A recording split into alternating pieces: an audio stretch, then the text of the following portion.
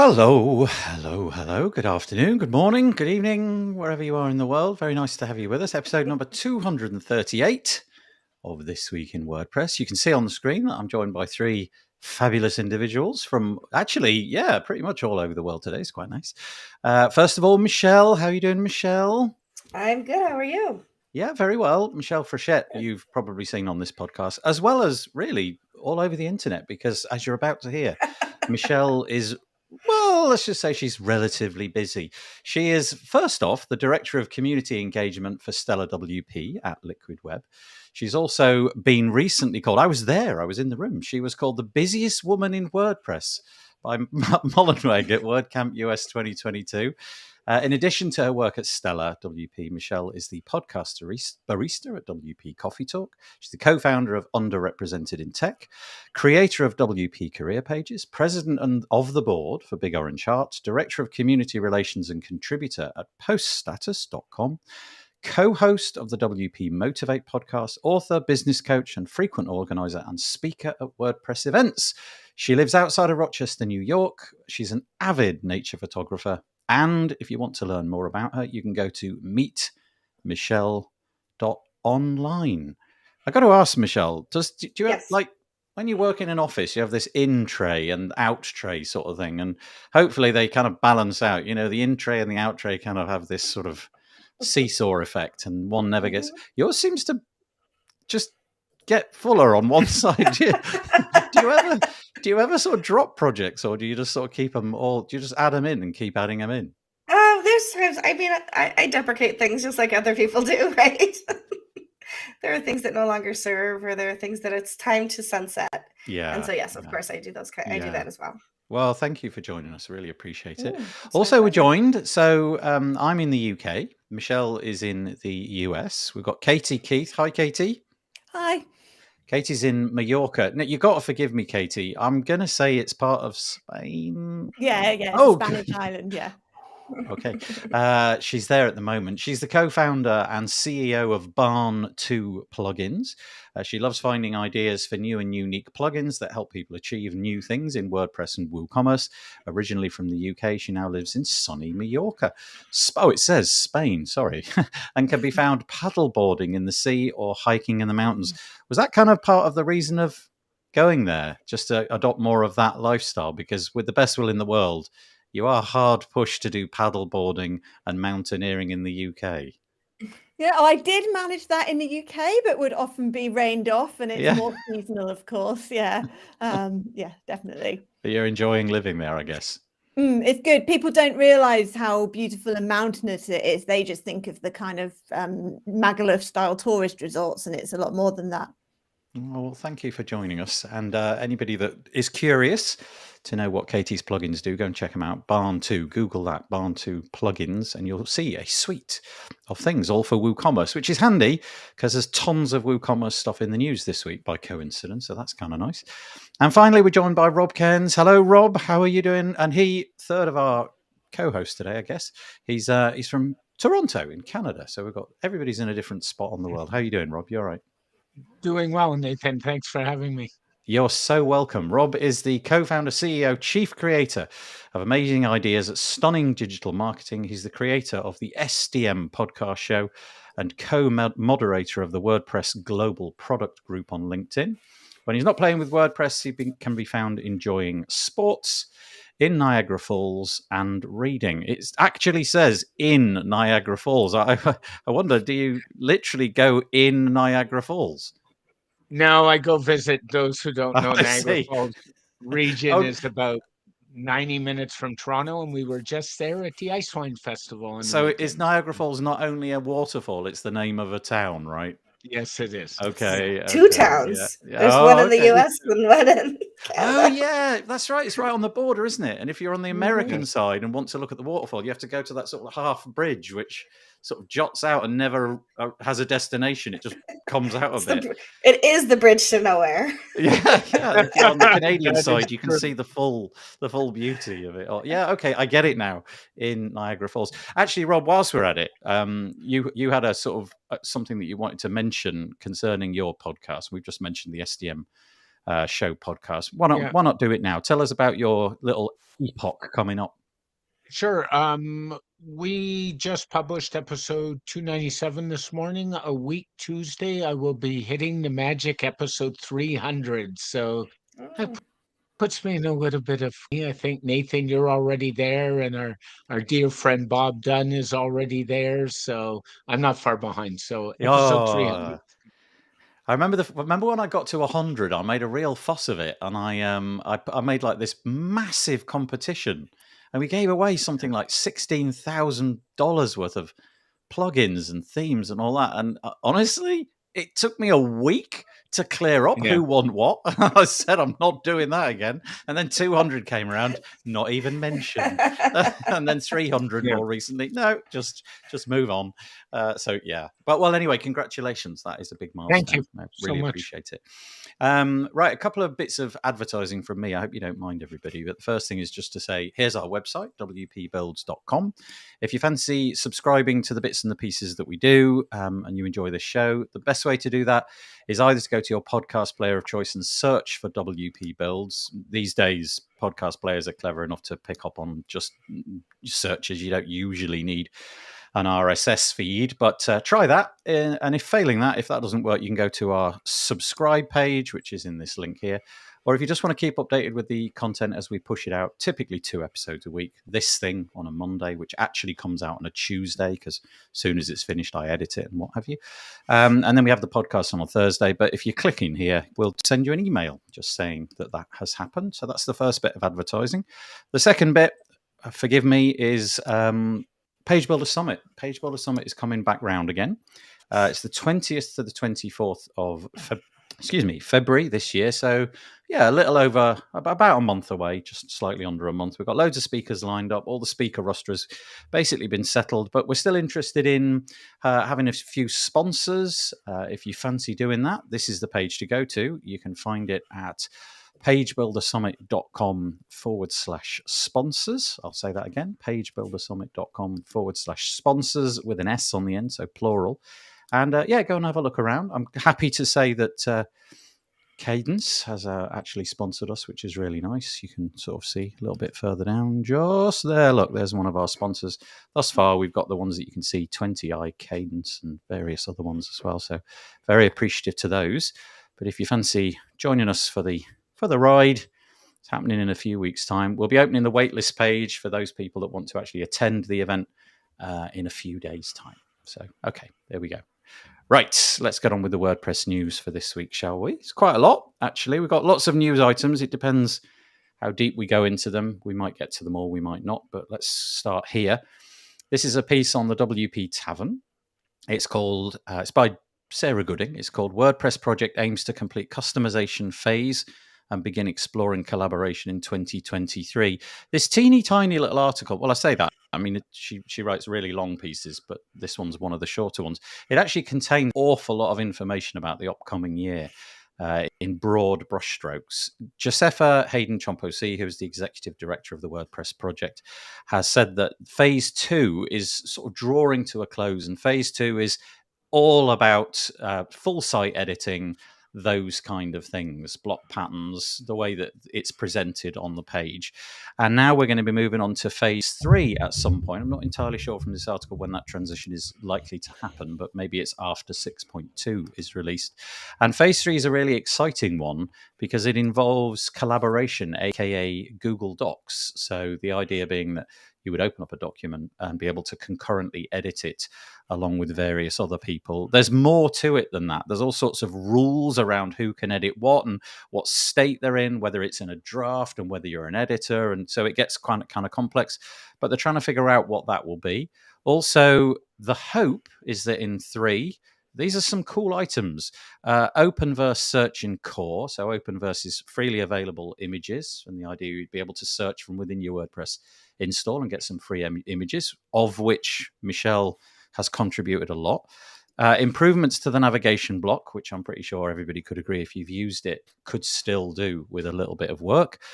Media management, there's going to be quite a lot of updates to the media library. And so in 2 minutes, I've basically outlined a dramatic amount that's going to change in WordPress, hopefully in the next phase. I've said enough. If anybody wants to comment, one of you three, jump in. I love to, Nathan. One of the things for me is the media management library. I think the media library's been neglected for a long time because it's kind of not the sexy WordPress project and it needs an overhaul. So for me, that's a big deal. I'm glad we're finally getting to it. So that's a piece of good news. Yeah. When I came to WordPress, I came from Drupal. And it basically, I'm pretty sure in saying that in the time that I've been in WordPress, the media library in the way it looks hasn't really changed. At the time I moved over, it was a revelation. It was so much better than what we had in Drupal, but it hasn't changed a lot. So much so that I install a plugin to make it a little bit easier to manage. It's called Happy Files. It's by the guy who creates the Bricks page builder, and it allows things like you can just put folders and things like that, and so you can store your images in places where you can remember where you put them. Because once you've got, like, I don't know, for WP Build, I think we've got about 1,600 images, something like that. It's pretty hard to keep a track on what went where and all of that kind of stuff. So it really does help. But yeah, that's a really core piece, right? Katie or Michelle? I love the idea of adding the Openverse into core, because so often I'm like going back and forth between places to find images, free images, and being able to do that, I think, is really going to be good. I was just looking at the photo directory. We have over 5,600 published photos in the photo directory, and we cleared the queue on Friday. I'm one of the photo moderators, and we have 45 new photos to review and either put it, deny or approve. We do get some bad apples who are submitting stock imagery and things like that. So only submit your own photos, people. But do you have to do a manual check of each one then to determine if it's basically taken from, I don't know, Getty Images or somewhere else? We don't check everyone. We go with our gut, and if it looks like it's too stock imagey, we will check them just to be. And I've discovered probably a dozen or more just in the last few months of people trying to submit stock imagery. Okay. So, or blatant Michelle, advertising. Yeah, but also, Michelle, I noticed that your contribution to the photo library is not in your introduction to this podcast. So no, I better get on that. Come on, there's not enough in there. Okay, Katie, anything there which piques your interest? Yeah, I'm excited about the collaboration side of things, particularly on posts.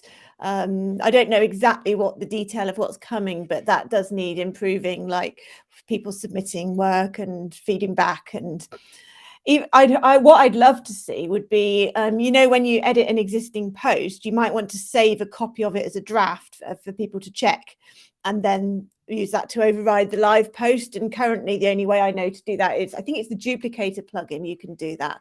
And I feel that that's quite a common thing that should be part of core.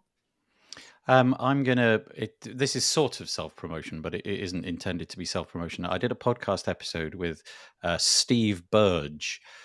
This is going back before Christmas, December the 7th, it looks like. And he goes into real detail about where he thinks we're at the moment, because this is with the collaborative editing. And he thinks it's going to be a really difficult task to pull off, largely because of the different infrastructure that all of us have. If you're on a very modest, tiny little hosting company and you're paying them a very small amount of money, you can imagine the complexity of things syncing here, there, and everywhere. And I don't know, imagine sort of 7 people trying to edit things at the same time. It could be a difficult proposition. We're so used to things like Google Docs, who obviously have the most gigantic infrastructure imaginable, and the same would be true of Microsoft and whatever platform typically can do this. So he's convinced it's technically possible, but it's going to be a really difficult piece to play.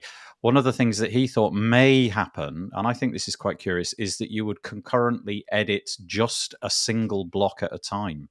So you imagine that you've got a body of text and it's made up of 50 paragraphs. It might be that they're going to explore the idea of just if you concurrently edit one paragraph at a time, and then you sort of move on to the next paragraph and the next paragraph. So it's not trying to poll the whole document all at the same time. But it's pretty transformational, isn't it? If you think about it, there's a lot going on there. The idea of collaborative editing, a complete overhaul of the media library, the navigation block getting improvement, and the Openverse. That's a ton to do. I got to ask though, if any of you have been playing with what we've done in phase 2, which is all of the stuff surrounding full site editing and so on, do you feel that's finished? Because I kind of feel we're sort of halfway there with that, but maybe the community feel that actually enough has been done already. I don't know if you've got any thoughts on that, whether phase 2 really should be coming to a close. I don't think it's done yet, Nathan. I do a mastermind group on Fridays where we talk about full site editing that's led by Brian Gardner over at WP Engine. And that group tends to concede that we're not quite there either when we talk about FSC and blocks and all that stuff. I think there's a lot of work to do. And I think, honestly, they're jumping ahead of themselves at this point. So I think we would be better delaying phase 3 for some time. Phase 2 pretty well locked down, in my opinion. But yeah, I do. I do. Oh, a bit of echo there. I don't know where that came from, but hopefully that wasn't too loud for everybody else. I do think maybe they just have to draw a line under the sand and say, okay, we've done enough. We can carry on doing that. But equally, at the same time, we've got to move on and do the other promised things. Phase 4, of course, that'll be several years off by now. That's going to be multilingual bits and pieces. So, okay, there we go. Thank you. A couple of comments coming in. I forgot Peter Ingersoll was going to deliver his weekly weather report. So we might as well get that out of the way. Forgive my camera. It seems to be going berserkers. I don't know if that's just me, but that's kind of weird. I'll deal with that in a minute. He says Monday, it's 1 degree centigrade, 34 here in Connecticut. We are under winter weather advisory. That doesn't sound good. So our current cold rain could turn into snow some parts of the state. Yeah, it's cold and cloudy here, but then that's 6 months of the UK. Not much more to add, but I appreciate you coming each week and telling us all about it. Thank you very much. Also, we've got Lana. Hi, Lana. She says, good evening. Oh, I wonder where you are if it's the evening. That's interesting. And we've got Disha saying, hi, Rob. And hi to Disha. everyone. Yay. Do you know Disha, Rob? That's good. I do. Very much so. Oh, great. Okay, we'll move on to the next piece. I'll try and fix my camera while we're doing things. I haven't the faintest idea what could possibly be wrong. It's never gone wrong before. But my Mac did... Unplug it, plug it back in. Yeah, that's what I will rice, do. I mean... Michelle, look what happened. You spoke and it fixed itself. I swear my hands didn't touch anything. I'm magic. That is kind of eerie. But my Mac did crash earlier today. My Mac never crashes. And it went full green screen today. And I haven't seen that before. So, well, not for a very, very long time. So maybe there is something strange afoot. Lana says she's in the Ukraine. She, apologies. I don't know. But hello, Lana. Very nice to have you with us. Right, let's move on to the next story. Here we go. Right, we now moving on to this one. This is just a cosmetic thing, but I think it's quite a nice thing to mention. If you go to the themes page very often, it's quite likely that you're really familiar with the interface. You've probably seen it a gazillion times before, and it's just, that's the way it's always been, right? Well, hopefully not for much longer, because it says here, we've got an article called A Refresh of the WordPress.org themes page as part of a broader project to reimagine the visual appearance, functionality, and other elements of WordPress.org, the website. One of the next focus areas is the WordPress themes directory. My camera is now glitching again. Michelle, you must begin talking again. Sorry. And this is the intended. Now, when I say intended, I really don't know how much weight that carries. I don't know if this is just a kind of proposal or somebody saying, wouldn't it be nice if it looked like this? But I'm showing it on the screen now. For those of you that are listening to this on the audio, essentially it's all black with the new WordPress blue that we're all familiar with. Giant kind of italicized serif font saying themes. It's pretty full on. You can't miss it. It's pretty much punching you in the face.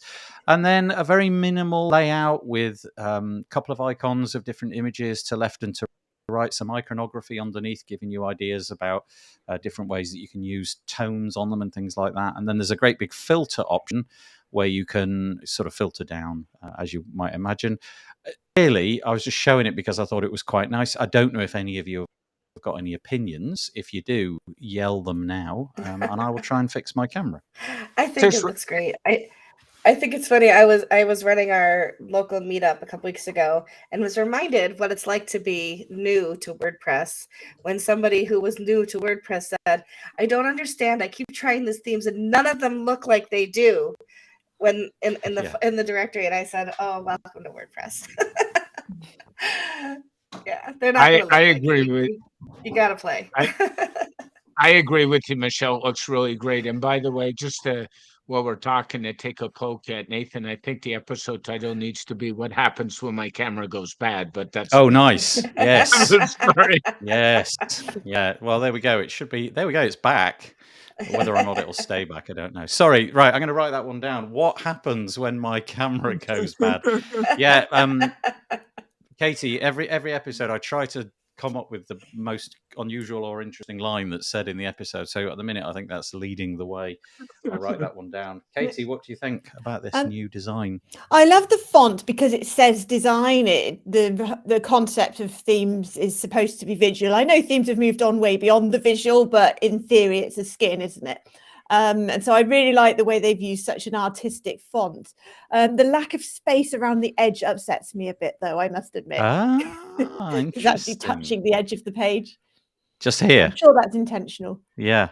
Yeah, I do know what you mean. It is definitely putting the images sort of front and center, isn't it? It's making those the big thing. But then again, I guess if they were making those front and center, they'd probably just have one at a time.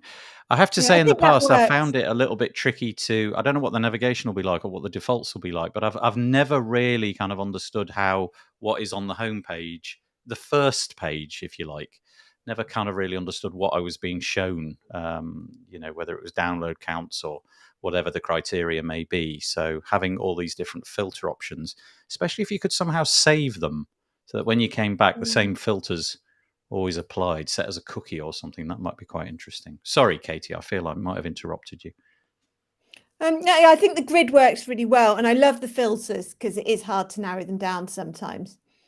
Yeah, so for example, some of them are quite helpful. So we've got things like accessibility, ready, block editor patterns available, block editor styles, whether it's suitable for body press and so on and so forth. You know, the usual things that you might see, I guess. But I like it. Looks really nice. So hopefully, coming to a website near you at some point in the near future, we'll have a newly designed WordPress themes area. Of course, you'll have seen this similar design. There's a couple of areas of the WordPress site where this has happened before. It mentions it in the article here. The showcase area or the news area as well has got something quite similar. So following on from a similar pattern. Okay, right. A bit of stellar news for you. I think Michelle is probably going to be the best person to take this on, but I'd also be curious to know what Katie thinks, given that she's very much in the sort of e-commerce, WooCommerce space. So this came out the blue to me, at least this week.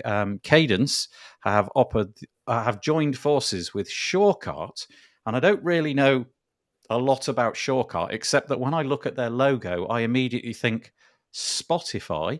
Do you know what I mean? Is it me or is it just that's? Oh, look, Spotify. Why is Cadence doing things with Spotify? So it's the article is entitled "Sell Your Design Library Using Cadence Cloud and Shawcar." A feature of Cadence Cloud is the ability to create templates, if you like, libraries using the cloud, and now you'll be able to sell them with this new Shawcar platform. It integrates the two so that you can easily essentially put your assets together and then flog it from the cloud. But do you know a great deal more about this? I've just broadly said what's going on. You pretty much took the words out of my mouth with that. But no, what I think is really cool about it is, and with the Page Builder Summit coming up, you can certainly attest to this, that good page builders have economies growing up around them, and ecosystems growing up around them, and to be able to, I created meetmichelle.online because I wanted to have my own link tree, but I didn't want to rely on Linktree. And so somebody else took that idea and created templates around that idea, and now is part of the ecosystem, designing these templates and things like that. And so when you have that kind of thing happening where you can actually create it within your own website and then sell it through an add-on like Shawcar, I think it's pretty awesome that you can make it that seamless. It says that it came out as a result of user requests. So I'm guessing there's a bunch of your users who not only are using the cloud for creating these templates, but obviously feel there's a need to sell them, and presumably are Shawcar users as well. I don't know that Shawcar has been around for the longest of times. Anybody that can help me out on this, but I think it was an initiative. Was it Adam Preiser and Brainstorm Force? That's what's in my head for no reason at all. I don't know if that's true or not, but I don't know if they're still custodians of it. I'm not certain. It must be new. You're right. It's Adam. I've remembered now. I was talking to him about it at WordCamp US in September, and it wasn't launched at that point. So, yeah, it is pretty new. So it's interesting. It's got over 3,000 installations already, and it's growing quickly. Yeah. So that's the Shawcar plugin. So this is obviously some kind of alternative to WooCommerce or what have you. So if anybody's in the comments wants to tell us about it, that'd be great. But it looks like if you are a Cadence full bundle subscriber, if you've got the full suite of their products, you can get this Shawcar add-on as a version 1 for free. It says there's no additional charge for using this add-on plugin. It's just another benefit of the full bundle. I don't know if it's a paid add-on if you're not part of the full bundle or not, but just an interesting idea. I'm sure there's a whole bunch of people out there. In fact, in the comments, there's one happy customer, Michael, who says he's happy because it's now everything he needs to put together his website. So at least for what Michael, a great testimonial. yeah, it's perfect. So there you go. If you're a Cadence customer and you want to sell stuff online, templates and so on, you've now got a Shawcar integration. Maybe we should cover Shawcar at some point and see what that's all about. Rob, anything, or shall I move on?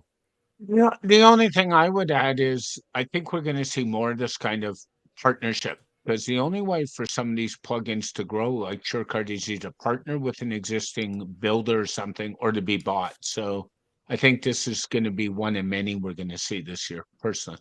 But Do you remember, like, I'm going to say like 2 years ago, everybody was talking about acquisitions because it was happening all the time. It really did feel like every week there was 3 or 4 more of them. Well, I think that word now needs to be hijacked, and it now needs to be partnerships, because I see these partnerships every single week now. There really are loads of them. And obviously people have, rather than sell what they've got and then go and try and find something new to do, they're just finding people who've got a real nice fit. So in this case, Cadence and Shawcar. But I was talking to Main WP, Dennis Dornan, the other week, and he was talking about all these different partnerships, SEO, Press, for example, and Atarim, just like perfect little symbiotic relationships where they both promote each other's stuff, and it works out really well. Hi, Courtney. Sorry. What a great sign of a healthy ecosystem around WordPress, though, right? Yeah. That all these things are happening. Yeah, it was quite interesting. In fact, I'm going to plug my Tavern podcast again. The episode with Dennis Dornan was exactly about that. It was about why it's a good idea to create partnerships, and in some scenarios it just doesn't make sense you not partnering, because there's absolutely no conflict in the user base. It's not like, if we talk about this other WordPress plugin, they're going to cannibalize our sales. The only thing that can happen is we're going to introduce you to new customers, because in this case, Shawcar, Cadence, there's no overlap in that sense, but it just makes perfect sense to match things up. SEO, Press, and Atarim and Main WP just makes really perfect sense. So the next question for Katie then is, do you collaborate with people in this way? Have you got partnerships that you're either working on or have worked on in the past? Yeah, all the time, and more so. At the lowest level, it might just be a guest post swap or something like that. But I try to do it in a more involved way where we really think about how to appeal to each other's customers through talking about how our products work well together to add functionality. Even people that could be viewed as competitors, like Iconic, for example. We work very closely together. We try not to overlap, but there is overlap. But where there isn't overlap, we try to promote each other's products and hopefully grow together. And then it's always good when, as you say, with Cadence and Shawcar, where there isn't any overlap, so you can just go all in and work together to, as I said, grow together. I think the integration piece for me is the holy grail of it, because if if the relationship is guest posting, well, that's brilliant because we all get to know what you're doing. But for me as a purchaser of plugins, I'm always really chuffed when I just get a free new integration with a service that I've never heard of, and without a shadow of a doubt, it's going to get me investigating what that other thing is, because I've already invested in this one thing over here. I'm at least going to explore it. So in this case, if I was, a Cadence user and I suddenly hear about Shawcar and there's this new free thing that I can do, that's going to pique my interest. So yeah. Oh, and look, Dennis. Oh, hi, Dennis. So there's Dennis from Main WP, and he's saying thank you for the mention. You're very welcome. Joining us also is Courtney from Hey, Courtney. GoDaddy. Very nice to have you, Courtney. It says on here, and I don't really understand. I've never seen this on the UI for the Restream thing that we're doing. It's got you marked down as paired. And you're the only one in the comments that I've ever seen with the word paired next to it. Yeah. And I have no idea what that means. So I'm sorry if I've done something wrong, or I don't know what's gone on there, but paired. We are paired. We're having a collaboration. And also happy Monday from Maya. Hi there, Maya. How you doing? From GoDaddy as well. Okay, let's move on. This is something which I really would like to make sure I'm going to get to this. This is WordCamp Europe. Last time in Porto, Portugal. This time coming up, it's going to be in Athens. I've never been to Athens. I've always wanted to go to Athens. There's something very appealing about going to Athens. But I bought a ticket, even though I haven't got accommodation or anything like that. So this is just it, really, just to say that the tickets are now available. I think I paid 49 euros, or was it 49? Something like that, or 50? I think it was 50. 50. Oh, yeah, you're right. Yeah, there you go. Look, 50 euros for a ticket.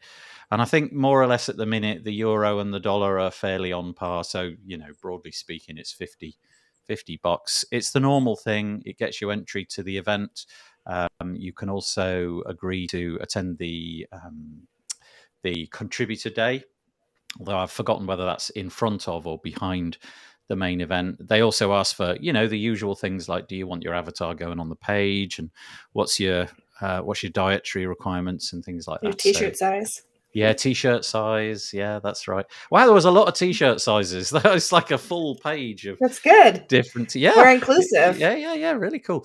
And so that's it. Coffee really. Speakers is still open though right now. Yes, that's a good point. So only for like another week or two, I think. So yeah, if you're interested in speaking, get it in there. Yeah, the page that I'm looking at is purely about buying the tickets. But yes, I think you're right, Michelle. If you look over here, get involved, call for speakers, call for sponsors, and obviously the call for volunteers. It is what it is. If you want to go to WordCamp Europe, you're going to have to go here. My understanding is it always seems, I don't know if it's like fake scarcity a little bit, but it often seems like they run out very quickly. But I think they run out of tranches. They have like, I don't know what it is, 500, and they run out. And then a few days later, they put a few more on. But honestly, I think if you are even thinking of going, get in early, because it typically does sell out. So I guess the next question to you is, who's going? Who wants to go? I both applied to speak and bought a ticket, so I've got my bases covered. Nice. Yes, of course. If you get a speaker slot, you get a ticket, right? You'll be able to do something with that ticket. But you don't know if you're going yet. You're going to wait on the speaker slot thing. Oh no, I bought a ticket too, just in case. I will plan to be there. Have you done all the air travel bit and everything yet? Not yet. That's coming. I actually am waiting for my passport, and once I get my passport, I can secure travel. Okay. Yeah. Katie? Yeah, we're going to sponsor. We've never sponsored before. The small business one, so the smallest one that gets a table, basically. So currently learning about swag and trying to decide what to do and all of that. I got a bit excited and bought more tickets than I have team members because of the thing about false scarcity. Well, after WordCamp US sold out in an hour and 5 minutes last time, and Asia, I was going to go with 6 team members and none of us got tickets. So I think the other WordCamps have created that impression of scarcity for Europe, which obviously has a much greater capacity. So maybe Europe's okay because tickets have been on sale for like 4 days now and they haven't sold out. So. Yes. And it's only Yes. the first batch as well. But yeah, I still think get in there because people have missed out on WordCamps in the last year. So yeah, I think I'll probably bring at least there'll be at least 6 of us. Nice. And you're gonna have one of the booths at WordCamp Europe. The ones that you're talking about, they're like, I don't know, they're like 1.5 meters, 2 meters wide or something like that. You get your logo in a big banner above your head, and the logo, draping off the table. And honestly, it was really busy. I don't know what it'll be like in Athens, but the location of the sponsor booths in WordCamp Europe, they surrounded the main speaking auditorium, so you really couldn't get access to the main area without bypassing at some point the sponsors. And I think it worked really well. There was a lot of engagement. There were people stood by almost every booth at one point, and so I feel it's a really good investment for somebody like you to go and put your face out there and all of that kind of stuff. That's great. Yeah, I was talking to Mark from WS Form, who did the small did. business sponsor last year, and he said he directly measured a good ROI from it, which I wouldn't expect, because I would see the main benefits as the indirect benefits, like becoming better known as a brand, the relationships you build, the partnerships. But he said he actually did a sale and generated lots of sales, which really surprised me. He had a really nice. His product is really easy to figure out by looking at it, isn't it? You can see the form builder and get a real impression of, oh, okay, that's how WS Form works. And he had a video, and I actually asked him. I said, "Did you get that professionally done?" He said, "No, I did it myself, like all things Mark does." But it really showed everything. How complex the plugin could be. So that was another thing. There was a great big telly behind his head as well. So sorry, Katie, I'm probably going to now force you to go and make some kind of promotional video. No, we do that. I do have a full-time video person now who's new, so we're okay there. Well, I think definitely worth it. So this piece was all about getting a ticket. They're on sale at the moment. The URL is europe.wordcamp.org/2023, and from there you can go and find out about the tickets. Rob, you going? I have a ticket at this point, but it might be my vacation week. So if the lady in my life rules the iron hand, I'm not going. So I might be having a giveaway for one WordCamp Europe ticket. Well, fingers crossed. Let's hope you go, and I shall be endeavouring to go. But again, I haven't really put it against the calendar of what the rest of the members of the family are doing yet. So we'll see how that goes. Okay, so some news about collaboration again. We were just talking about it a minute ago. This seems to be, like I said, an interesting and growing trend. This isn't an acquisition. This is more of a kind of, I don't really know what the term is for this, but here we go. Lifter LMS strengthens leadership with investment from Paid Memberships Pro. So Paid Memberships Pro is a very long-standing membership solution. You can see on the screen the founders. You've got Jason and Kim Coleman. We've had Kim on this podcast actually in the past doing this show. And they've decided to invest in Lifter LMS. The article is on the Lifter LMS blog. You can go and find it there. And as you might imagine, because it's not an acquisition, it's not a takeover, it's really an exchange of finances, but also experience. I'm pretty sure that Kim and Jason, I don't know if they get a seat on the board or something like that. For some reason, my memory's blanking. I read this entire article and now I can't really remember. It's right there above their pictures. That what does paragraph. What does it say? They'll be taking active roles in the company to apply their engineering, design, and business skills to Lifter. Thank you very much. Their expertise and experience will be invaluable as we work towards our mission to democratize learning in the digital classroom. Okay, so for their investment, they do sort of seem to have a bit of skin in the game now as well. I mean, there's such a big overlap there, isn't there? An LMS platform and a membership platform there. I would imagine in many ways they kind of overlap. So yeah, again, another example of WordPress businesses working together. Good luck. Hope it works out. Jason and Kim and also Chris Badgett, who I know from Lifter LMS. I'm sure there's some other people behind Lifter LMS as well, but I only really know Chris Badgett. So yeah, any comments on that? So it also mentions in the article that Thomas has, who was the CTO, I think, before of Lifter, has moved on So my understanding is they're basically taking over his role, particularly with the technical side. And I believe Jason is doing something like a day a week at Lifter. So he is actively contributing, and they're looking for ways they can get closer and closer over time. That's a big deal, though, isn't it? If you go to doing 1/5 of your working week on something which, a little while ago you didn't really have any relationship with, that's quite a big change. They really are deadly serious about that. Ah, interesting. Michelle, Rob, should we move on? I'm excited for all of them. I can't wait to see what happens. In other news, paired, we still have no idea what paired means. Courtney says, I have no idea. Perhaps logged into YouTube and other platforms of Restream ID. I don't know. But she does say loves the small business represented at WordCamp EU. Yeah, just going back to that story, actually, Katie. Did you go to WordCamp EU? Were you there at that one? Yeah. So you'll know what I meant about that, like arrangement of booths. Yeah, because it was like a circle around, and you had to go through it to get to the main sponsor hall or where the talks were. Yeah. But I do think Courtney makes a really good point. It's just nice to be in an environment where you are with so many other people who are going through the same sort of struggles and things that you're going through, all in the one space. Yeah, it's really nice.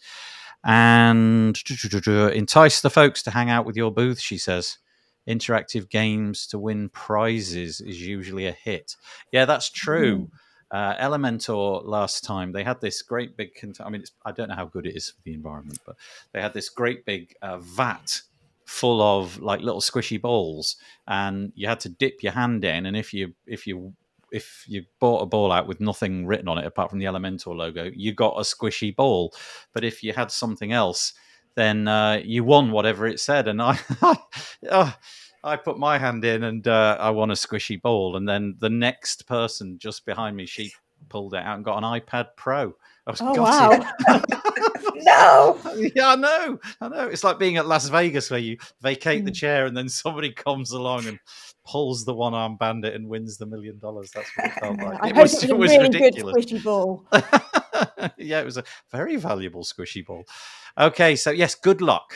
Good luck to both companies and all involved. I hope that works out. Seems like a real nice bit of synergy. Okay, Mika Epstein is after what can only be described as a very unusual request this week. She wants intentionally wrong plugins. She's on the lookout for people who've got plugins which basically break all sorts of things. She wants things that are broken, but intentionally broken. So she really is after developers to go out there and build something which does something it shouldn't do. And this, I think, is more to do about onboarding in the future. I think there's a concern that when you put your plugin into the repo and want to get it evaluated for whether or not it's suitable and fit for purpose, there's not much guidance in the way of, well, what means it's not fit for purpose? So they're going to look at a whole load of deliberately broken ones and identify what they look like. So she wants these. By wrong, she means plugins that don't sanitize or escape. So that's code. Short code's not checking for validity security. Again, that's a bit of code. SQL prepare. So the function SQL prepare issues, using scripts instead of WP_in_Q, using curl gets a bit technical here, so I won't read that one out. But the final one has got nothing to do with code. Trademarks infringement. So, for example, starting off your plugin with, in this case, she's mentioned the name Microsoft. You've got something which collaborates in some way with a Microsoft thing, Microsoft Teams or something, those kind of things. She said the list is incomplete, but what she wants is just a ton of things which are deliberately broken. And I've never seen that before. So I thought that was just quite... It's like you want to secret shop your people, right? Like, let's see if they find the mistake here. But it almost sounds like you've got to go out and deliberately write this as well, or at least get your plugin and then deliberately do something wrong. So I don't know if it's a process of whether or not you will tell them what you think is wrong with it, or whether it's for the team to figure out, like, okay, we're going to sleuth out and figure out what it's wrong so that our process for detecting wrongness can become better. Anyway, there you go. It's on make.wordpress.org and it's called Looking for Your Intentionally Wrong Plugins. It does kind of remind me of when like the police say, trade like they offer you a free television if you come to the station, and then like the person that they offered it to is actually has a warrant out for their arrest. I was once, right, total aside, and I don't know if this is legit, but it's a story which is still in my head. I was once in Washington State, right, driving a car which I'd bought, and I got pulled over by a policeman who said, "You have to pay me $50 in cash. Otherwise, I'm going to take you to the station." And I was like, I was a bit suspicious, thinking, hang on, why is it got to be cash? Well, okay. So, and he ended up paying him $50 in cash, thinking, oh, you know what? If I don't pay, I'm just going to. And then drove away, and I just thought, this is a racket. He's just made it up. Yeah, corruption. That's terrible. That was my experience with the Washington. You know what that reminds me of is, and Michelle will equate to this being in North America, is the old boss hog on the Dukes of Hazzard, eh? Mhm. I remember that show. That show was Mhm. huge in the UK as Mhm. well. That was the two guys whose door didn't work, right? And they had to throw themselves in through the window. Yeah, very, very cool. Yeah, I just remember sitting there thinking, I have no power here. Even if I'm right, I'm wrong. There's nothing that I can do. Anyway, sorry, this is supposed to be about WordPress. We are droning on about the police. Okay, very important. Bit of security news coming your way on the GiveWP plugin side of things. Got an email this week from the GiveWP team. The long and the short of it is you've got to update your plugin because there is what they've termed critical vulnerability. Michelle, being very connected with this, do you know more? I have not heard that anybody actually experienced any issues with something that was discovered and patched before. I have not heard of any actual attacks through that vulnerability, which is always a good thing. So it's good to find those and squash those bugs before anything malicious does happen. But go ahead and make sure that you've updated your GiveWP so that you aren't vulnerable any longer. Yeah, so GiveWP 2.23.2 contained an unauthorized SQL injection, which was considered critical. Don't know we obviously know what critical means, but in this case, I presume it means it could be exploited right away. There's probably not a great deal of complexity there, but it was an immediate thing. So it was patched immediately, and now we're on to 2.24.0. Perhaps we've bypassed that already by now, I don't know. But please make sure you've moved away from the 2.23.2 version. These kind of things happen all the time, but it's very nice when you see a plugin manufacturer actually email out into their list and say, get on with it. So, rather than hiding behind it and just using the regular update cycle. Unlike LastPass, cough. Yeah. Who, seem to have just ignored the whole problem. Anyway, Nathan, yeah. you mean LastPass, PayPal, and T-Mobile right behind it? I don't know about the PayPal and T-Mobile things. Is that bad as well? Oh no. Yeah, they're bad. They're bad as well. So what I'll tell you is, I give WP a lot of credit for being transparent and taking care of the users, being in the security space a little bit. And I think I've kind of dubbed this year the year of the vulnerability. I hate to say it. I think we're in for a rough year because the disclosure laws have all changed in the UK, changed in Europe, changed in Canada, changed in the US. So companies are coming forward more and more. So I think we just got to get used to it. And I think the key companies we want to work with are the ones that say, hey, we got a problem, we fixed it, and let's move on. I think that's the important thing. So yeah, I really don't think anybody who's got any technology in their lives has any misunderstanding that technology is perfect. The only imperfect bit, I think, really is when the company just sit under a, pretend like it never happened. And so it's quite nice to see when somebody deals with it responsibly and produces a piece straight away, informing all their users. Yeah, let's hope, as Michelle said, nothing actually untoward happened. iThemes and WordFence and PatchStack, they every week, at least every couple of weeks, different for each of those publications, they create a laundry list of plugin vulnerabilities that have been discovered. So it is quite a good idea. I subscribe to all of them, and they're usually in like a bullet pointed list with icons of what the plugin is, and you're probably familiar with the icons. So I just tend to sort of scroll through them each week, and typically, doesn't affect me, but it's quite nice to subscribe to those. So that's iTheme Security, that's WordFence, and PatchStack. They're the ones that I know of that produce that. But then I think there's some other databases out there as well. Okay. Right. All right, next one. Right, Katie, you're up. This is all about WooCommerce for the next little bit. You probably know more about WooCommerce than any of us. So three news pieces, all on the Tavern, but coincidentally, all about WooCommerce, all happening in this week. So first one is WooCommerce 7.3. I think this is the most interesting one for me, at least. Anyway, WooCommerce 7.3 introduces a new block. It's a beta block, and it's the new product block. Essentially, you get the option to drop in the product block and do all sorts of configurations, as you're now familiar in the right-hand side editor.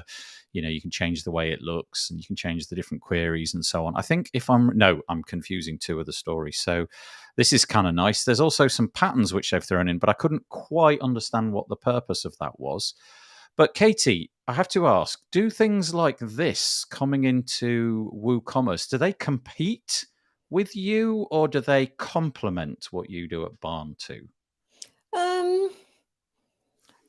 I'll go with option 3, which is they give us opportunities to integrate with it. So, for example, our WooCommerce Quick View plugin doesn't compete particularly. I suppose it complements, but it would add a Quick View button next to the Add to Cart button within the block. So we would then need to test with that and integrate it and make sure it works.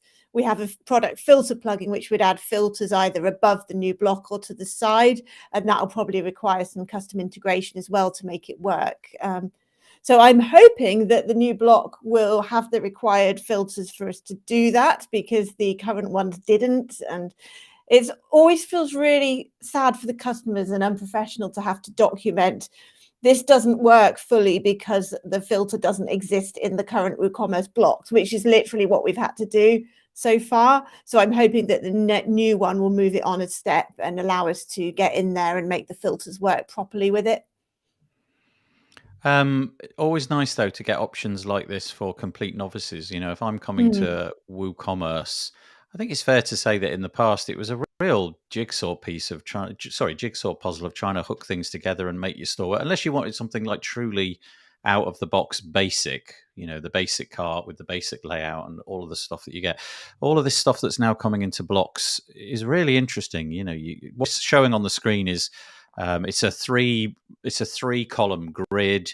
You've got some criteria in the right. So, for example, you can add in different filters, like whether it's only show things which are in stock.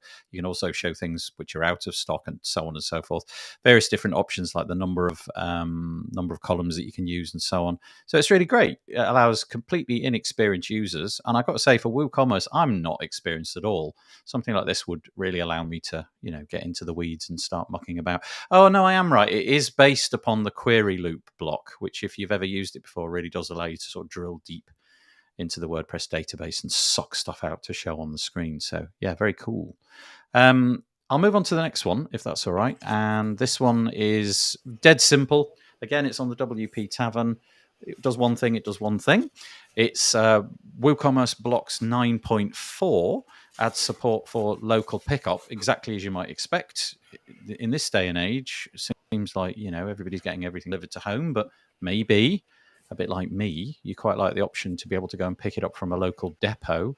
In my case, there's a little drop-off box. It's about 300 meters from my home, and because the weather is so rubbish here in the UK, and I'm often not in the house for hours at a time, Amazon parcel arrives, I get home, it's soaking wet, it was a book, it's completely ruined. I'm now more and more choosing these local pickup options, and it's great. I walk there, punch in a code, out it comes. It's really, really great. And now you can do this with that block. Again, Katie, anything to throw in there? Or well, WooCommerce has always had a local pickup payment gateway in the settings, but I suppose what this is doing is making it easier with regards to blocks and things like that.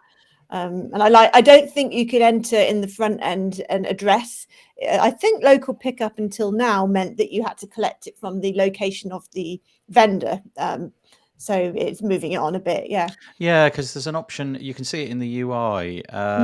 Pickup options. You've got the option of I don't know if you can add in various different options. I'm not quite sure how this UI works, but what it's showing us in the screenshot is an option for New York as well as an option for Los Angeles. Yeah, I may have been misunderstanding the nature of that, but perhaps it's not the ability to send it to sort of local drop-off areas. I'm not entirely sure. No, I think you're right. And that's a really good use case for it, because that's such a need now. And the fact that you can enter address suggests that is what it is, unlike the local pickup in traditional WooCommerce. Yeah, I mean, I'm kind of lucky in that I've got a front door which is on my own land, if you like. So my front door is my front door, and really you have to be breaking the law to take that parcel. But if I was to live in, I don't know, a flat or something where you've just got, you know, a collection of letterboxes in the foyer or something, having the option to drop it off somewhere else is, yeah, really nice. The typical thing that happens in the UK is if you're not in, they write you a little tiny postcard note in illegible handwriting that you haven't a clue what it says. And it usually says, come to the depot in, like, you know, in the next 2 or 3 days and pick it up. So I think those and that's such a nightmare for people who work in an office away from their home. And us WordPress types have that luxury of actually being at home a lot during the day. But people with 9-to-5 jobs away from home, this is a real issue. Yeah. Interesting. Okay, so that's another new block, and then the final WooCommerce story directly is all about performance on the WooCommerce side. So the new WooCommerce cart and checkout blocks. It's all the blocks today, isn't it? It seems to be lacking in performance, and there is a growing desire for it to be more performant. So I guess this article is really raising that as an issue and hoping that people will rally round and test. There's a little table here which kind of spells it out really nicely. If you use shortcodes in the past for WooCommerce, you can see that the total payload was under a megabyte. It was 935 kilobytes, whereas the new block option adds an extra 2 megabytes. It's 2.9 megabytes. And you can see the statistics on there. The number of requests made on the page load has more or less doubled. It's gone from 77 to 144. A few people quoted in the article saying, yeah, the payload, the JavaScript that's brought along is all bigger. So at the moment, probably, I would imagine people, if they're into SEO and want their site to be quick, will steer away from that. But yeah, go and read the article and get that checked out. Again, I'm throwing it at you, Katie, being the WooCommerce expert. Oh, I wasn't aware of this issue, and it's good that that's been raised. But my main comment is, in that table you just showed, I love the way they've added Shopify for to benchmark it. That, yeah, sure, the blocks are slower, but just look at Shopify. Yeah, it was interesting because I wasn't sure what that meant, actually, because it says here, it's showing the legacy code checkout with blocks checkout and Shopify. So I was wondering if it was a combination of this short code as well as Shopify, or if it was just sort of standalone Shopify. It must be standalone because Shopify is a separate hosted. Yeah, of course. Yeah. So I was a bit confused by all of that. Yeah. Okay. So whatever it is, it's not that bad. Okay. Shopify being the second biggest e-commerce platform, I believe, after WooCommerce. So interesting. At the bottom of this article is an article which you can click on, which is a discussion of how these kind of things might be improved. Okay. Right, let's move on. Unless, I apologize, I didn't bring either Rob or Michelle into either of that, any of those three. Did you want to comment? I apologize for not asking. I'm good. I'm good too. I just think it's all good for the Woo ecosystem. So that's all I had. Yeah, very nice. Okay. Right, so I'm going to move away from WordPress for now, for a bit. It may be that we drop back into WordPress depending on the other stuff that's coming up. I think we do. But just to say, one of the websites which I use probably as much as almost anything else, you know, if I type in a fact, for example, to Google, more or less every time it's the Wikipedia article which rises to the top. But whenever I go to Wikipedia, I've always got that feeling of like, wow, we're still in 2007 or something like that. Haven't changed their design for ages. They're about to do it. So one of the biggest properties on the internet making a big change. Well, not really a big change. It looks pretty minor, to be honest. But then again, with a heavy text-based institution like this, I guess you can't really do much else. But it says it's the first major desktop update in over 10 years. It's 22 years old. That's cool. You know, Michelle, earlier you were talking about how the Openverse, the image Openverse, is like a great example of how the internet can be cool. I think Wikipedia is almost the best example online of how humanity can do things right. Just the idea that almost everybody can go in and edit, and it's miraculous. It's just miraculous. It's not full of junk. It's I've been talking about crowdsourcing at its finest, right? I mean, we crowdsource so many things. And crowdsourcing really became like a term around things like fundraising, but this is absolutely crowdsourced information. And I mean, I've created pages on here. I'm sure others have, and tweak them and update them. And I don't spend a ton of time in there, but I use it for all kinds of information. Yeah, I'm the same. I'm a consumer, so really, I'm kind of stealing everybody's goodwill. But I use it quite a lot just to research things, you know. And I've got kids, and they're often trying to do homework. And like I say, Google will typically throw one of these articles back at you. But I'm always amazed by how incredibly well, what's it called, citation. How the citations are there. It's obviously thoughtful people writing thoughtful articles, and pretty amazing. But the ability to change it, I once went in and changed something because I found an error, and it was quite interesting coming in and seeing how that little process works. You know, there's like a pyramid of people above you who get to check all of that. But I remember when I was a kid, there was always this, like once a year, we'd get this knock on the door, and it'd be a guy coming around trying to sell encyclopedias. And so back in the day, that was, if you wanted to find something out, that was the way to do it, right? You either went to your local library, which took ages, and looked at their row of encyclopedias, or you had your own set of encyclopedias. It was like the mark of being, it was almost like the status symbol. Oh, I've got the Encyclopedia Britannica. Then it was always followed, which letters have you got? Well, I've got P and D at the minute. I'm still trying to build it up. But my father bought an entire encyclopedia set when I was born, as though 1968 was the year that time stopped. That's right.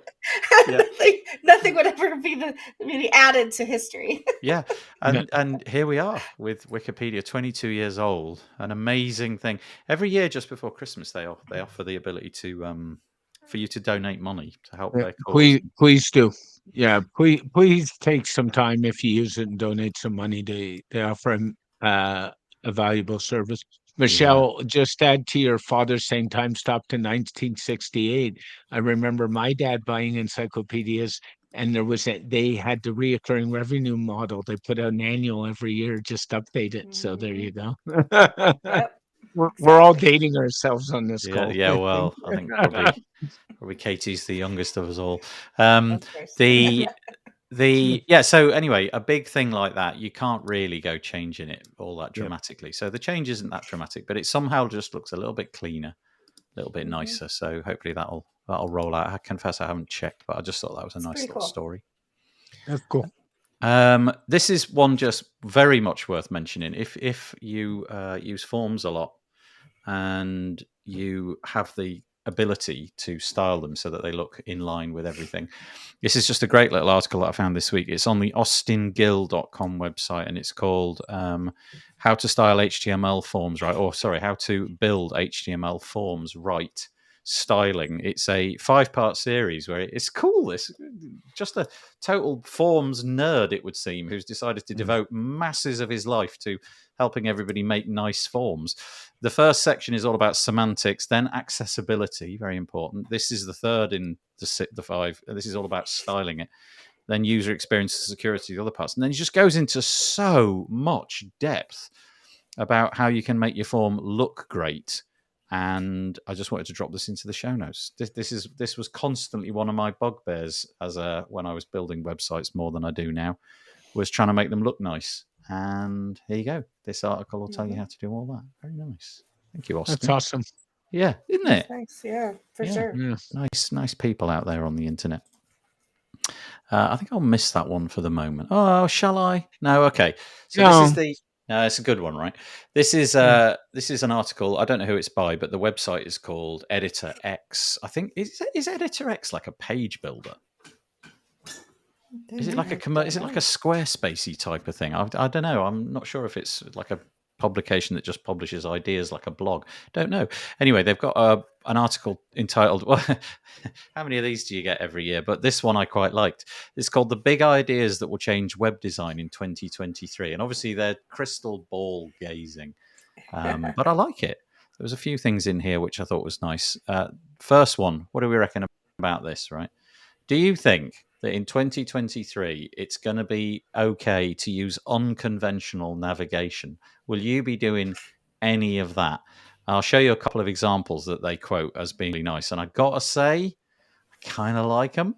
So imagine this on like an iPad or something. So there you are. You've got the page. Unfortunately, my little logo, my name is in the way, so you can't quite see it. But right at the bottom, right in the middle, is like a little brown dot. And if you hover over it, the word menu just kind of gently appears. It's beautifully done. And if you click on that, how about that? What do you? I think that's really great. If I was using my finger on this to me seems like a far superior UI for doing menus than anything I've used before. So you swipe left, you swipe right, you've got a little thumbnail of what the page is like, and then you tap the finger again, whole website goes away. What do you make of that? Is that cool? I love it when it's open. I love the visual side of it, that you can see the pages, that entices you to click on them. I hate that it's at the bottom for two reasons. One, because it's not convention. How would anybody know to find it there? Maybe somebody massive like Apple could get away with that, but I think small websites can't be reinventing the wheel because it's not what their users expect, and they'll just be frustrated. But if you put something like that in the middle at the top, or maybe on the left at the top, then people would find it. And then I like how it is when it's open.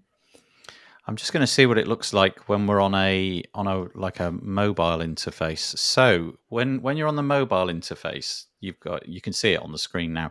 You've got the little brown dot at the bottom, but it only says menu seemingly when you interact with it. So yeah, that's a bit of a no-no, isn't it? How would anybody know to interact with it? Yeah, you're I right. was recently hiring for a designer role, and I rejected a few people because they had websites with really innovative navigation that I felt was completely inaccessible because of the learning curve related to working out how the hell to navigate it. And I thought, I don't want someone like that in my company, because I want my users to instinctively know where to go.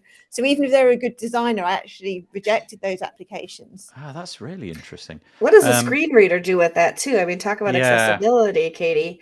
Like it seems inaccessible and we can see it. Can you imagine what a screen reader would try to do with this? Yeah, good point. Actually, do you know what? I think I'm going to bookmark this one to use with Peacher next time we do our little UI UX show, because she always brings out the UI tools, things like Wave, but that's usually for contrast. But we could look into that.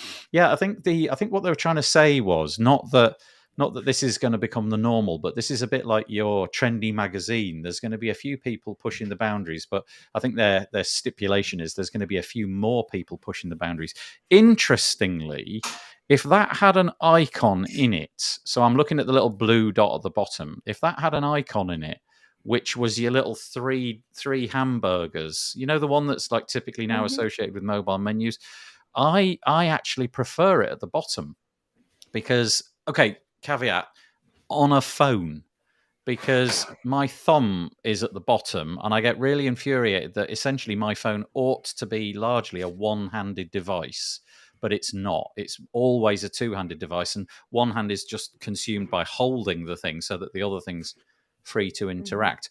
And if the navigation dwelled at the bottom and I could with my thumb sort of go left and right there, I'm feeling there is a bit of a place for that. And I notice if you have an Android phone, I don't know if any of you do, but if you have an Android phone, more or less everything now has got a little dot menu at the bottom. And usually it's like an ad. It's like add a contact, start an email or something like that. But increasingly, the little menu at the bottom, when you click on it, more menus sort of collapse upwards out of it, and it's just become the normal way that I interact. So now I'm kind of hankering for navigation at the bottom of the page so that I can use my phone one-handed whilst driving. Not whilst driving. Definitely not. Definitely not doing. While scrolling on the couch. That's right. Yeah. Oh, do you know what I mean? I've got other things to do with the other hand. I need the other phone in the other hand, trying to do. I don't know how we've all become so lazy, but that's the thing. I really like Anyway, I thought that was really nice. Let me show you another one, which I thought was nice. This one is an example of how it's very similar, right? I've decided to show it on a mobile because it just works better.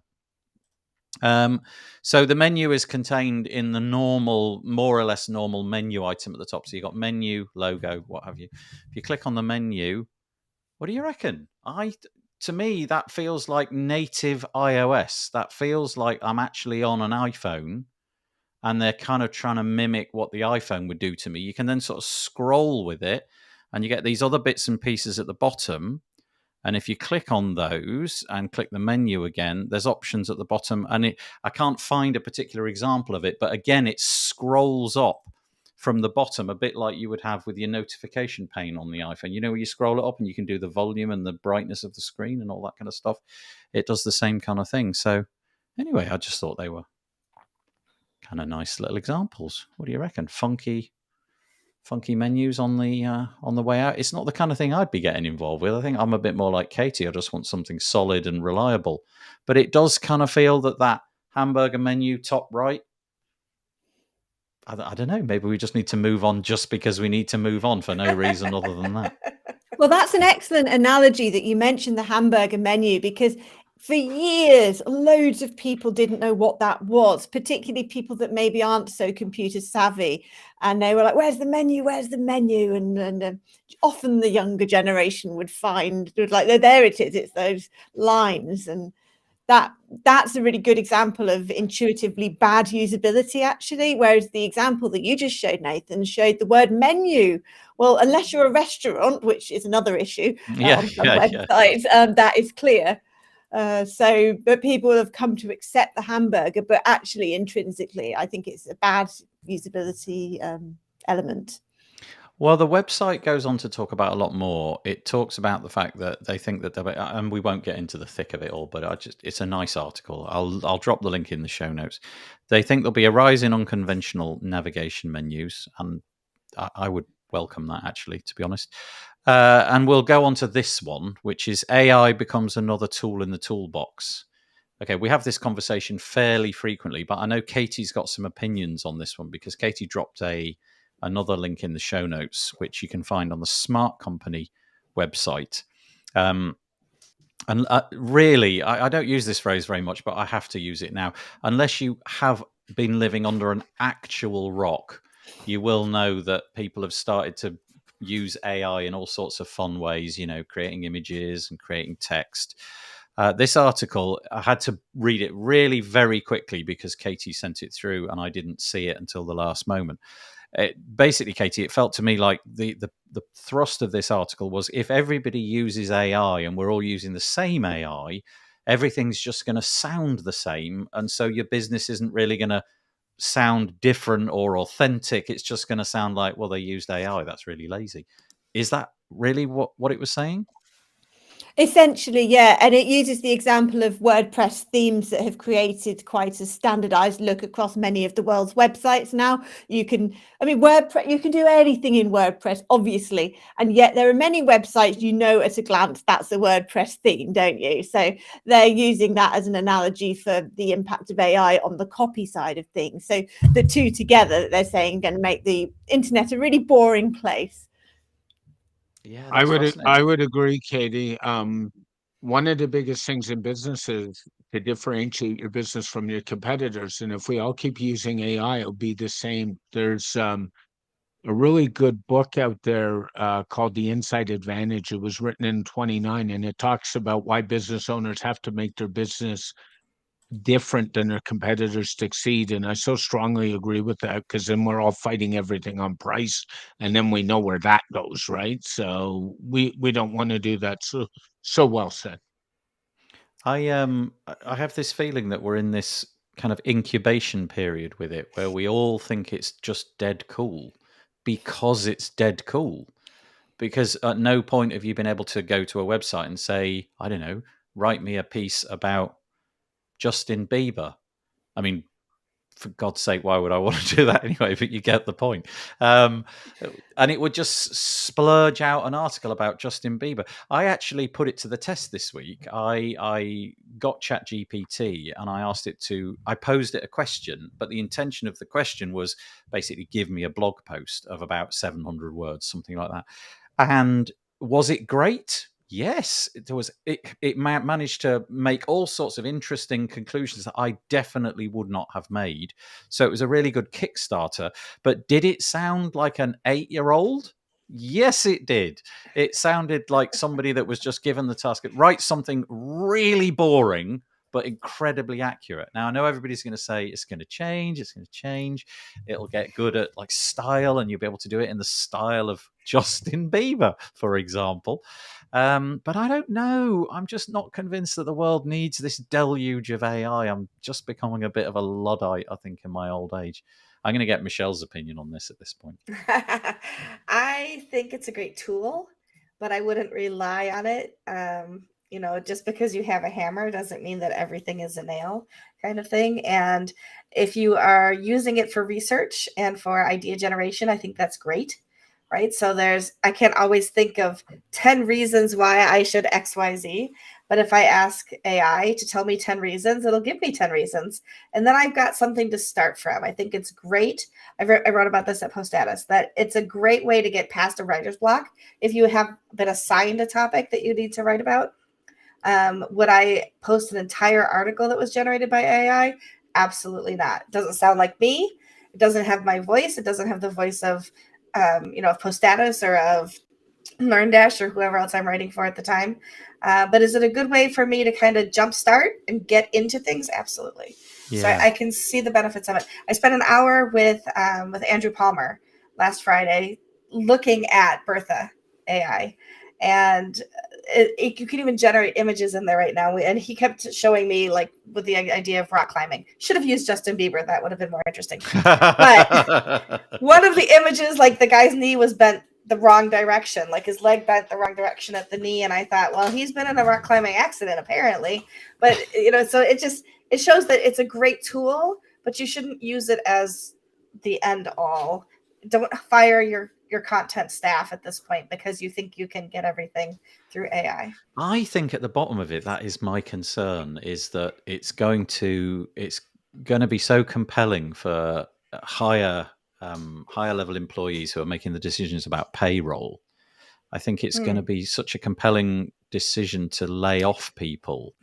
Those same people should then ask AI to do specific tasks and see how it fails on so many levels if you're relying on it solely without any human element.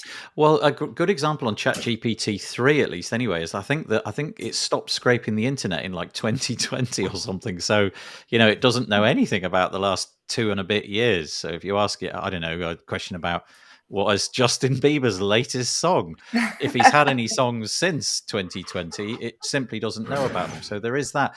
But my understanding also is factually it can literally drop you in it because it just gives you the wrong fact. It tells you that something is black. It wouldn't know who the reigning sovereign of the UK is right now then. Yes. It's an important matter. It should know the reigning sovereign of the UK. Major historical events. Yeah, that's right, yeah. Speaking of which, let me throw this in your path. This wasn't in the show notes, but I came across this week. I've actually started to pay for search. I've decided that I no longer wish to use Google, and I'm going to try it out for a year and see what happens. It's called Neeva, Neeva, Neeva.com. And guess where they all learnt their trade, though? Google. But they've decided to set up this, what they're claiming it's no tracking, no bias. They've been scraping the internet for 5 years. So it's not like they sort of launched the other week, which they did, but without any without any scraping of the internet. So really the only difference I can see in terms of the quality of the links that come back is that it's a tiny, teeny bit slower. So whereas Google, you hit return and it's boom, it's right there, right? And you forget how amazing that is. With Neeva, it's maybe like you click the button and like, I don't know, a quarter of a second goes by and boom, it goes onto the screen. But it really, really works. It's really, really good.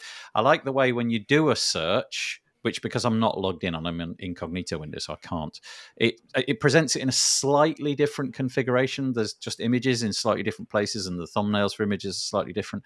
But also, so this is where the AI comes in. It will integrate with ChatGPT and give you a bespoke search back at the top of the search results if you enable it. So, for example, if I asked if I just say, who is Justin Bieber? It will throw the ChatGPT thing at me, which is kind of curious. And I do wonder if Google, and this is nothing to do with Neeva, just in general, I do wonder if Google are sort of a bit frightened of things like ChatGPT, because I see so many people now going there to get answers to things.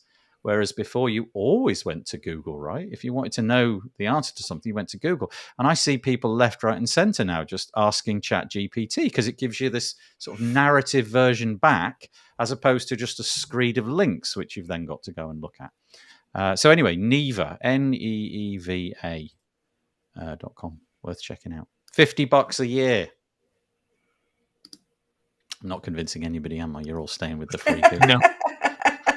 No tracking. No tracking, Rob. You won't be tracked. You know what, Nathan? We've had this discussion a million times on this show, my show, other shows, and I'm almost at the point of view where if you feel you don't want to be tracked, you should go live under a bubble on the moon and just cut yourself off from everybody and be done with it. No, but Rob, you won't be tracked. Yeah, thanks. I don't know. I'm just a bit over all that kind of stuff, and the results are broadly the same. So if you were hoping to go there and find like a really big difference, no, it is more or less the same. Yeah. But yeah, okay, there we go. That's that. Right, last one is Michelle. Like, from the top of the show, we know that Michelle doesn't do much, frankly. She not at all. Twiddles her thumbs, sits in that chair, twiddling her thumbs, not doing very much. So it's good that you finally found something to do, Michelle. You've got a new project, would you believe? This is the WordPress historical timeline.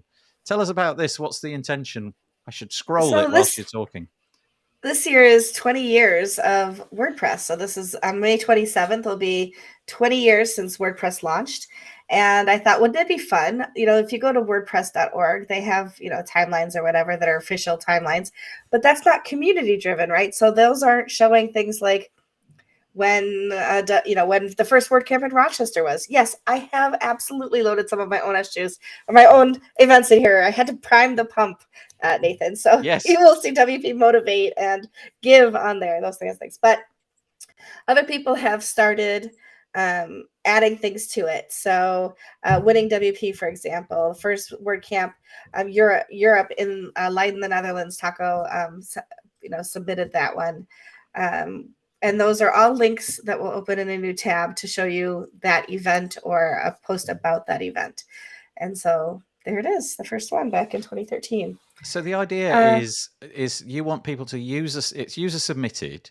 If you scroll to the bottom of the timeline, you can see a form. Dead simple. First name, last name, email, the event you want to include, and then when it was. So what month, what year. And don't make me do the research is all I'm asking. Okay. And the idea is just over time you want to just grow this timeline and a little bit of community fun there. You can find it. It's just for fun. Where so it's on the Post Status website, right? This is part of my Post Status job, yes. So if you go to poststatus.com, see how American I was when I said that? I said Post Status. I'm glad. Instead of Post Status. Status. Poststatus.com /WordPress historical -timeline. And you can go and submit your own bits and pieces there. And Michelle will be given extra jobs to do this week. It's not going to...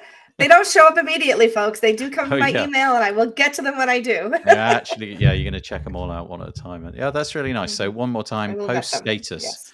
facebook.com/WordPress/historical/timeline. I saw it was an article with Emily. No, it was a shot of Emily Blunt this week, and she was. I think she's got an American husband, and she has a daughter who's American, and it was all about how her daughter says the word water, and she started off because she water.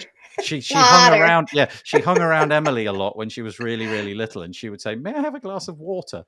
And then apparently just the other week she came over and said, "Can I have a glass of water?" And it was like Emily was flabbergasted. Where did your adorable accent go, child? Yeah, exactly. Right. Okay, that's it. That's all I've got. Have I missed anything? Did I miss anything? No. Did any of your picks get missed? I'm sorry if I did. No, I think we got them all, didn't we? Oh no, I've got to end very quickly. Oh yes. Oh yes. Oh yeah. Peggy I don't know. I feel a bit bad doing this. This is the BBC website showing what is possibly the UK's ugliest dog, and I mean, look at it. I don't think there's any possibly about it. I think it definitely is. Look at it. Right. So you think to yourself, that picture is staged. They've obviously drawn its tongue out. They've, I don't know, shaved it a bit, and then just the cavalcade of photos. The photos just keep coming. Look at it. It's like an orc or something like that, isn't it? Oh, bless the little thing. It is a thing of nightmares. There it is. Look at it. Are you sure that's not a chupacabra? Oh, I just think it's quite funny. Anyway, there you go. That's my bombshell. Okay, and last, very, very, very, very last thing. I put a cupboard in this room this week, right? Yes. And I had a spare shelf at the top there. That shelf there. And each week, depending on if I can be bothered or not, I'm going to place a new object on that shelf. And so I'm going to ask you, what is that object? And you've had the whole episode to try and figure it out. Any ideas what that object is? Did you manage to figure it out? Container? I'm going to go. Container? I'm going to go with ship in a bottle. Ship in a bottle? No, sorry. Not a ship in a bottle. Katie, what do you reckon? Yeah, it looks like a trophy, but you're on the like yes. a bullet list icon. You're nearly there. You're almost there. Rob, any ideas? I was thinking a junk container. I'm not even. I'm going to go get it. I'm going to go get it for you. And you can see finally what it is after all this time. Oh, it is. I think you're on the right track, Katie. I think it's an award. It's an Elementor icon. Elementor, not a bullet list. It had something to do with WordPress for the first time. So there you go. Now you know. Maybe we'll carry that on. Maybe we don't. Maybe a bit of a damp squib. But thank how you. Did you get that? You have to tell the story. Well, I was thinking I could offer a prize if somebody. Oh, I got it. I just got it because I don't know. You didn't achieve something. I got it through the post because I helped them right at the beginning when they needed help. I was one of the people that mentioned their plugin rather a lot. I think they were grateful. So I got a nice little award. So next week I'll put something different up there. Maybe I'll offer a prize. Who knows? Somebody that can identify it, somebody on the show. But thank you, Michelle, for joining us. Really appreciate it. Thank you, Katie, for joining us. And thank you, Rob, for joining us. This will come out tomorrow, 7 a.m. UK time. It'll come out as a podcast episode. We'll be back next week with a bunch of different people. Don't forget, go to the Page Builder Summit. If you're a sponsor, we'd love to have you on. Otherwise, go to Barn 2. Go to all the links that Michelle mentioned at the beginning. Go to Rob's website. Make them happy. And we'll see you next week. We've got a wave. Oh, look at that. It was like Pavlovian. Two of you just did it straight We're well away. trained. And Katie wasn't far behind. I really appreciate it. Have a good day, everybody.